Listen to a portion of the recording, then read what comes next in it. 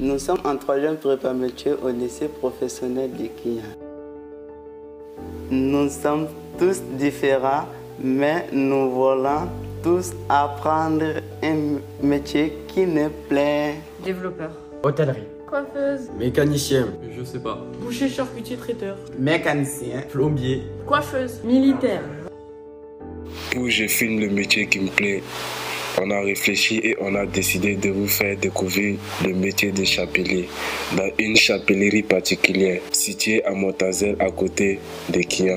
Voici son histoire. Quand elle a été créée en 1923, la chapellerie de Montazel fabriquait des milliers de chapeaux tous les jours. À cette époque, le chapeau était un accessoire indispensable pour montrer son statut social. Mais la crise économique de 1929, la Deuxième Guerre mondiale, puis la concurrence ont durement touché l'industrie française. En plus, la mode du chapeau est passée et la demande a chuté. La chapellerie de Montazel a réussi à survivre jusqu'en mars 2018. Là où autrefois 600 ouvriers travaillaient. Au moment de sa fermeture en 2018, la chapellerie n'en comptait plus que 9. Nia s'est battue pendant de longs mois, aidée par la mairie et par l'Union régionale des sociétés coopératives d'intérêt commun pour ouvrir l'usine un an plus tard. Depuis la réouverture en septembre 2019, Serge, Alain, Jean-Luc, Élodie, Babé, Francisco et Nicolas travaillent tous les jours pour faire revivre cette chapellerie unique en France. Pour fabriquer un chapeau parfait, il faut respecter de nombreuses étapes très importantes.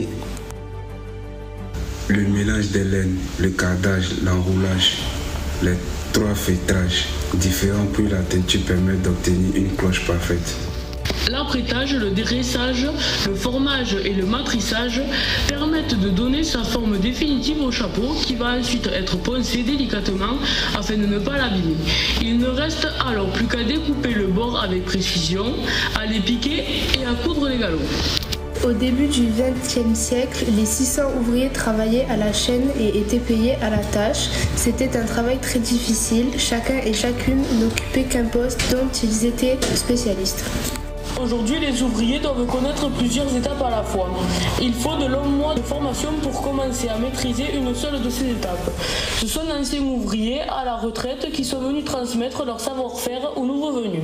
La chapellerie de Montazel est la dernière en France à fonctionner et à utiliser des machines datant du début du siècle dernier.